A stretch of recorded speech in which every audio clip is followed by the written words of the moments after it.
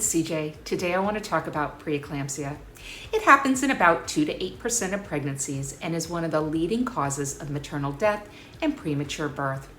And if you stick around at the end of the video, I will give you some suggestions for ways that you might be able to help decrease your risk of developing preeclampsia during your pregnancy. It occurs typically after 20 weeks, most often in the third trimester. Unfortunately, it can also develop within the first 6 weeks after you have your baby as well. Women with preeclampsia typically have very high blood pressure. You are not watching your blood pressure all day, every day, so symptoms that you want to be aware of. If you are having the worst headache of your life, it won't go away no matter what you do. Changes in your vision, black spots, flashing lights, tunnel vision that occur at rest. If you bend over and pick something up off the floor, you get back up and you see shooting stars, those are normal pressure changes in your head and nothing to be concerned about. If you start seeing shooting stars while you're just sitting there watching TV, that's different. If you are having a burning sensation in your liver is located behind your right breast. And finally, if you have a sudden onset of severe swelling. Now, swelling in pregnancy is a very normal symptom. However, if you wake up one day and you look like a blowfish, that's not okay. So if you have any of these symptoms and you go see your provider, the first thing they're going to do is to check your blood pressure. If it is elevated, anything greater than 140, over 90, they will probably want to get some lab work. If your lab work is abnormal and you are diagnosed with preeclampsia, they will probably want to get a growth scan on your baby about every 3 weeks, and you will be monitored closely with either a non-stress test or a biophysical profile every week until you deliver. Delivery will be recommended at about 37 weeks unless your preeclampsia progresses and becomes severe. Severe is any blood pressure greater than 160 over 110. If that happens, your provider will recommend delivery at that time. So what are some things that you can do to decrease your risk?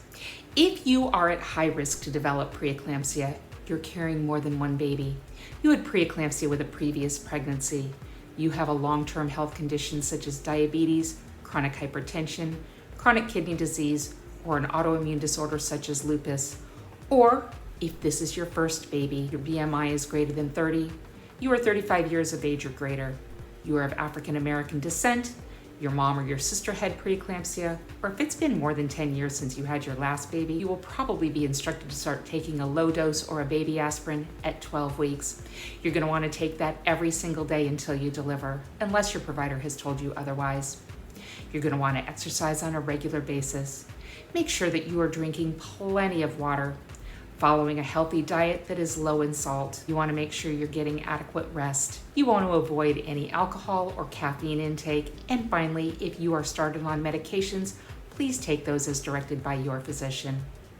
So what questions do you have about preeclampsia? I hope you'll leave those in the comment section below.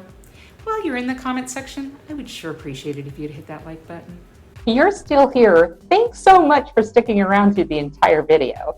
If you feel as though this information has been helpful to you, or you think you know somebody that might benefit from the information provided in these videos, please feel free to like it, share it, and if you haven't already subscribed, I would love it if you did that. Any and all support that you can provide is so greatly appreciated. As always, these videos were not created as a replacement visit with your healthcare provider, rather as a place for you to come for basic, reliable information that is non-biased and hopefully allow you to figure out what questions to ask your healthcare provider at your next visit to best meet your healthcare needs.